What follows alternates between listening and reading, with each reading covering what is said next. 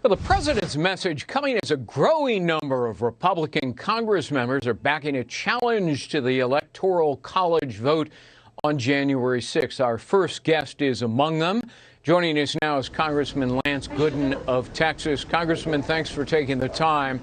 So under the rules, in order to meet this challenge on January 6th, to take up debate, you have to have at least one U.S. senator. You wrote to your senators, Cruz and John Cornyn. Did they respond? They haven't yet, but one of the reasons I'm doing this now is so I'm not looking for a senator on January the 6th. Things typically happen in a last-minute fashion in Washington, which is why we're in this budget mess and why we're down to the wire with only a week and a half to go before the Congress closes out the term. And so we're starting early.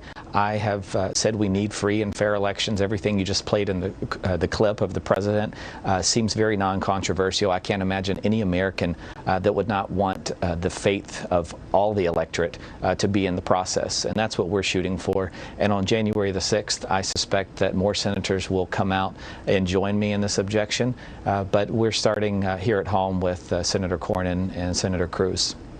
All right, let's say you get past the first hurdle and a U.S. senator, one or more, is on board, then the debate ensues and a vote is taken. How do you prevail if Democrats have a majority in the House? Well, the answer is we may not, but I can promise you we won't prevail if we don't try. And if we don't continue to fight, I can promise you that it is over and we will lose. And so we're taking it one step at a time. We'll see what happens on January the 6th. 2 weeks is an eternity in Washington, and so we're making plans and we're seeing where the new members are, seeing where the senators are. Not everyone that will be on the floor in both chambers on January the 6th is currently in office today. So we've got a lot of things that are going to happen. As you talked about in the earlier opening segment, we've got veto overrides potentially in the coming week. We've got a COVID bill that may or may not go down in flames. So there's a lot to talk about between now and January the 6th.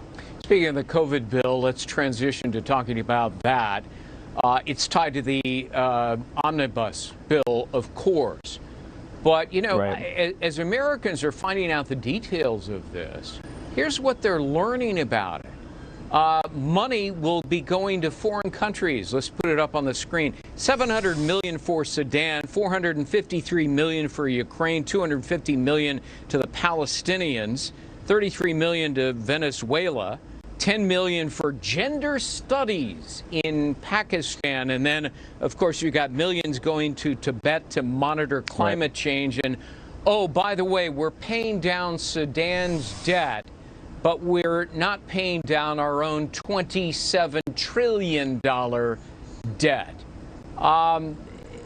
Doesn't this now confirm what most people already know, that there are a lot of boneheads in Congress, not yourself because you voted against this? Yeah, it does, and I think it also shows the political blunder on behalf of Nancy Pelosi by pairing this together with the COVID relief bill. It would be a lot easier to sell whatever COVID relief deal passed had we put this budget controversy to bed many months ago. But now, because we've waited until the last minute, because Congress has punted this until 2 days before Christmas, now the American people are frustrated because they're seeing all this money going out the door in the regular budget bill, combined with such little coming into the pockets of everyday Americans for this COVID relief bill, and there's frustration on both sides. And so tomorrow, Nancy Pelosi has said she's going to try for unanimous consent, which means 100% of the House members have to remain silent and they cannot object. And she's going for this $2,000 payment, which is what the president said. But what she's failing to mention is that the president also said he wants meaningful cuts in a lot of these line items that you just outlined. And so Republicans will be putting forth our own unanimous consent bill tomorrow that includes this higher payment number along with meaningful cuts. Not everyone, myself included, is on board with raising this stimulus payment to $2,000, but I'd be willing to go for it if, in fact, we had meaningful cuts. If these wasteful programs are actually meaningfully and permanently cut and reduced moving forward, I think you'd find a greater appetite for these higher $2,000 payments.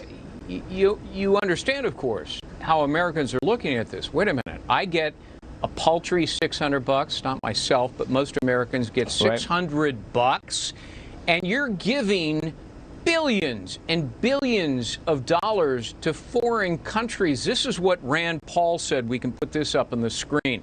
We've got a bridge that's broken over Ohio River. We wanted a new bridge for 10 years. We send money to Pakistan for gender studies. For goodness sakes, we can't build our own country because we're too busy rebuilding everybody else's country. It's what President Trump has gotten right. It's why President Trump got all these new blue-collar workers into our party. They're sick and tired of sending money, shoveling it overseas. They want it here at home. He's absolutely right about this, but how about this? Instead of stimulus checks, or in addition to stimulus checks, why don't we open up the American economy, put a stop to these absurd and meritless lockdowns and shutdowns that are ruining lives and livelihoods, making people impoverished and hungry and lost in despair. That's right. And in the states that are more opened up, in my home state of Texas, where we are more opened up, is it fair that the Texas taxpayer is now having to pay for stimulating the New York economy, where their governor has the whole state shut down?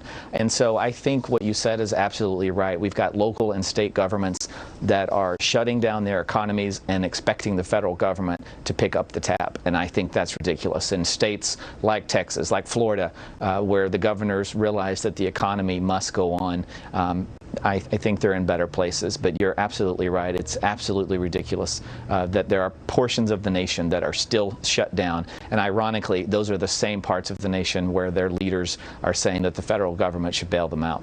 And it's not based on science. It's not justified. Common sense tells us that, not to mention an egregious unconstitutional violation of civil liberties. Wish we had more time, but Congressman Lance Gooden, thanks for being with us. Thank you.